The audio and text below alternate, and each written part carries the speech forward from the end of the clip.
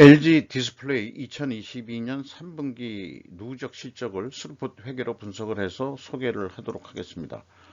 매출은 12.4% 감소했고요. 영업손실이 무려 2조 5천억 원이나 발생했습니다. 하단에 나와 있는 내용 참조해 주시고요. 내용이 좋았다고 생각하시면 구독, 좋아요 꼭 부탁드리겠습니다. 그리고 1.5배속을 보시기 바랍니다. LG 디스플레이의 관련 뉴스로서 11월 23일자 경영난 LG 디스플레이 타 계열사로 인력 배난 배치 추진 이런 뉴스가 파이낸셜 뉴스에 나왔네요.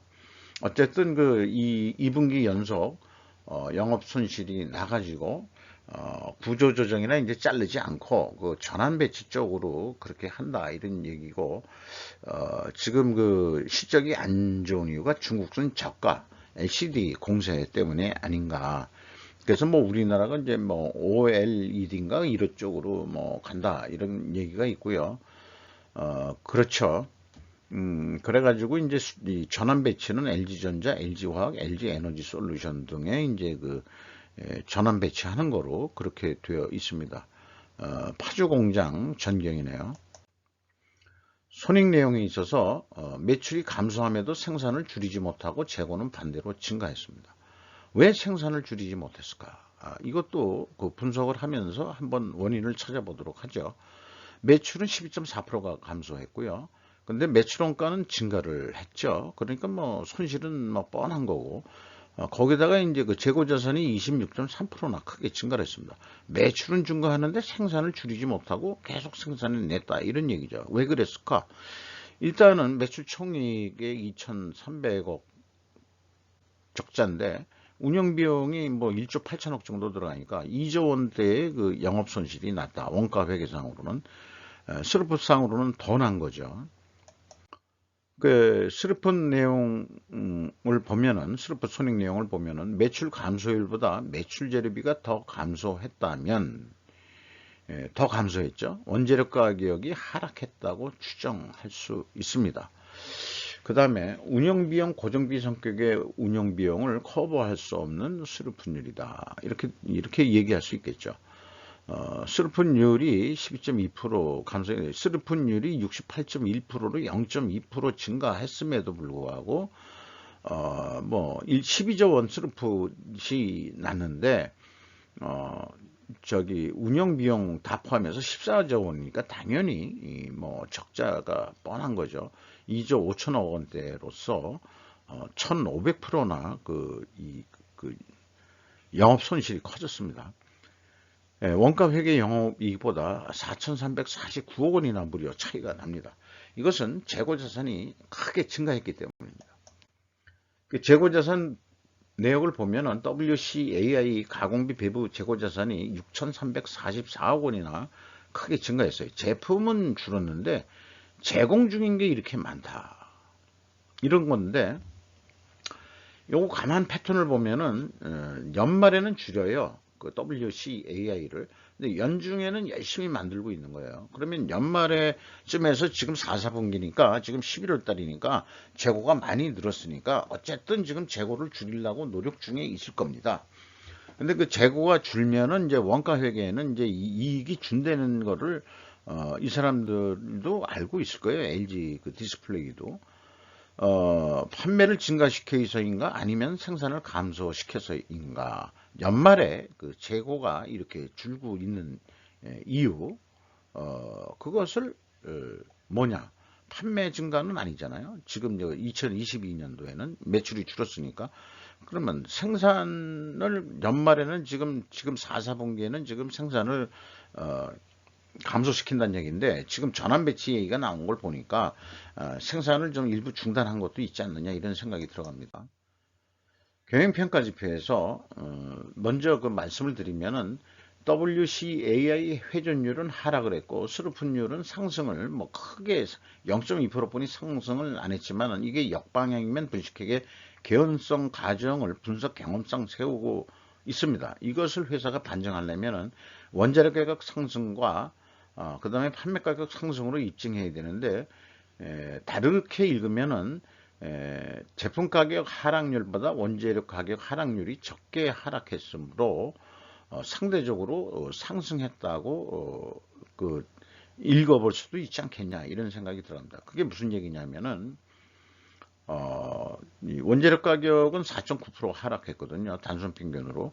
아니 이거 15.47%인데 그러면은 이 제품 가격은 16.3%더 이 단가가 내려갔죠. 그러면은 이게 상대적으로 여기 얘기했을 때 원재료 가격이 상승했을 거라고 추정하는 거를 상대적인 의미에서는 상승했다고 그렇게 얘기하는 건 맞다. 그러나 반쪽만 반영할 수 있을 뿐이다. 왜냐하면 0.2% 스루풋이 증가했더라도 매출 가격이 증가한 거는 아니거든요. 그러니까 한 반만 설명이 가능하다. 이 경영평가 지표하고 그 백데이터를 확인하면은 그런 얘기가 되겠습니다. 그리고 뭐 수금 속도는 빨라졌는데 대금 지급 속도는 좀 느려졌고요. 그 다음에 이제 레버리지율이 경영권 방어선 51.6%가 무너졌습니다. 롯데케미칼 같은 데가 뭐 유동성 악화가 되고 그다음에 어쩌고저쩌고 그런 얘기를 하는데 그 17점 몇 프로뿐이 안 되거든요. 레버리지율이.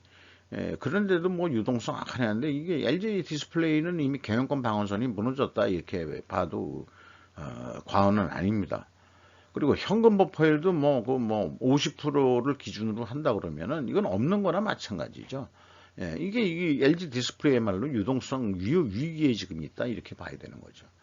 이런 걸 가지고 유동성 위험이 있다 이렇게 얘기하는 거지 롯데케미칼 정도를 가지고 유동성 위험 운운하는 것은 어불청선이라고 생각을 합니다. 원재료 가격이 단순 평균으로 15% 정도 내려간 거로 되어 있습니다. 그 다음에 제품은 16.3%가 하락한 것으로 그렇게 회사가 제시를 했습니다. 요거는 이제 구두상으로 나온 걸 제가 숫자로 적은 겁니다. 삼성전자 흉내를 내고 있는데 좀 숫자들로도 좀 얘기 좀 해주고 그랬으면 얼마나 좋을까 싶어요.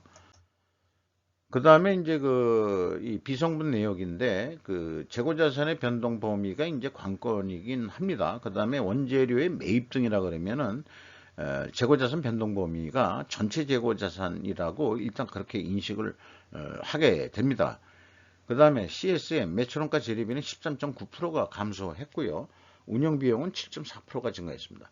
그리고 가공 비율이 68.6%로 크게 증가했는데 상대적으로 원재료비가 하락했잖아요. 그러면 원재료 가격은 하락했다 하는 것을 이미 확인을 했습니다. 그 다음에 PQ 총재료 비용의 차이가 있는데 요게 이제 이 재고자산 변동 범위 기준하고 차이가 되는데요. 말씀드린 대로 LG 디스플레이는 재고자산의 변동 범위를 이 전체 재고자산으로 가지고 있습니다. 근데 문제는 총 제조 비용이 오차가 나버린다는 얘기죠. 총 제조 비용에 왜곡이 생겨버립니다. 인건비로서 이 급여가 1조 9천억 원대가 나갔는데 전년보다 좀 적게 나갔죠. 그리고 직원 수는 거꾸로 증가했어요. 그러면은 이게 왜 증가했겠냐 그러면은 생산을 왜 못 줄였냐 그게 여기서 좀 설명이 될 수 있을 것 같아요. 생산 라인을 뭔가 증설을 했는데 그리고 사람도 뽑았는데 그건 놀릴 수는 없으니까 물건 만들었다 이렇게 이제 별명이 나올 수밖에 없을 것 같아요. 근데 제 생각엔 그래요. 안 팔리면은 사람을 뽑았어도 그냥 공짜로 월급 주고 딴 거 시켜라. 그게 낫지. 그게 낫다고 저는 생각합니다. 결국 임금이 12.7% 깎인 거로 나옵니다. 연간 한 8천만 원 정도 임금이 깎여가지고 그렇게 되고 외주비는 거꾸로 17.7%가 증가했습니다. 그래서 영업 손실 나는데 저는 외주 공정이 이 기업의 제약이라고 판단하게 됩니다. LG 디스플레이가 어떤 이 원재료가 들어가서 완제품이 나올 때까지 공정 중에 어디 부분을 외주 가공을 하는지 모르겠습니다만은 중간에 있는 공정을 외주 준다 그러면요 이거는 턱없이 납기도 길어지고 그 다음에 비용도 더 증가하고 그 다음에 이제 재고도 결국은 증가하게 되어 있습니다. 아까 제공품이 크게 증가한 게 되어 있거든요. 어디에 재고들이 지금 콱콱 쌓여 있다는 얘기인데 맨 서두에도 얘기했습니다만은 재고 명세표에 책임이 불분명한 곳에 제공은 쌓이게 되어 있다 이거죠. 그러니까 책임 소재를 물어가지고 이 제공이 안 쌓이도록 그렇게 해야 되는데 지금 엄청 재고가 쌓여지고 있는 것은 다들 내 책임 아니야, 내 책임 아니야, 뭐 그렇게 하고 있는 우리나라 현실 때문에 그럴 겁니다. 생산은 우리는 뭐 영업만 하면 되지 재고를 내가 왜 신경 쓰느냐.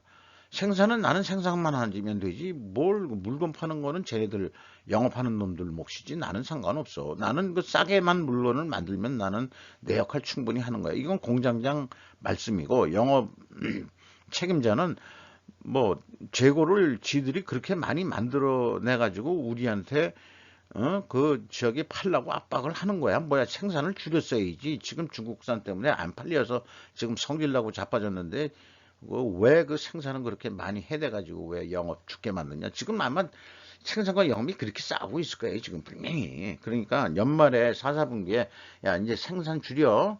아마 그 오나가 지시해야 생산 공장장도 예.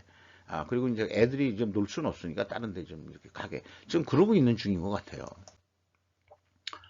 자, 3분기 실적을 해서 그 원가 회계 개념으로 연말까지 매출액을 보면은 재고가 많이 증가해 가지고 재고가 한 40% 줄인다 이렇게 이제 했습니다. 너무 재고가 증가했기 때문에. 그래서 그 손익분기점 선의 매출액이 얼마냐 그러면 25조 5,900억 선 정도는 해야 된다.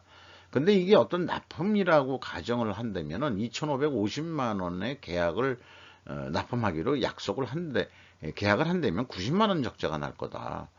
그러면 이거를 어떻게 흑자로 낼 거냐? 그러면 한 8% 정도 업해야 된다.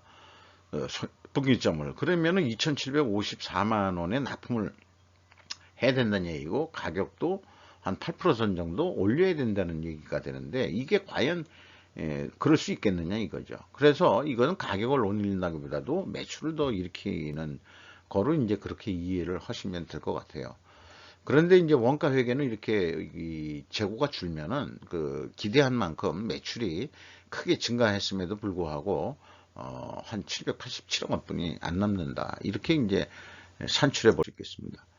그 스루풋 기준으로는 그 손익분기점을 보면은 그 25조 9천억, 그러니까 거의 26조를 해야 되는 거로 나옵니다.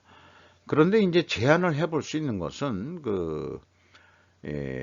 결국 가격을 좀 올려달라 하는 수밖에 없는 거거든요. 그래서 재료 비율을 좀 낮춘다는 얘기는 결국은 이제 가격을 6.2% 올려달라.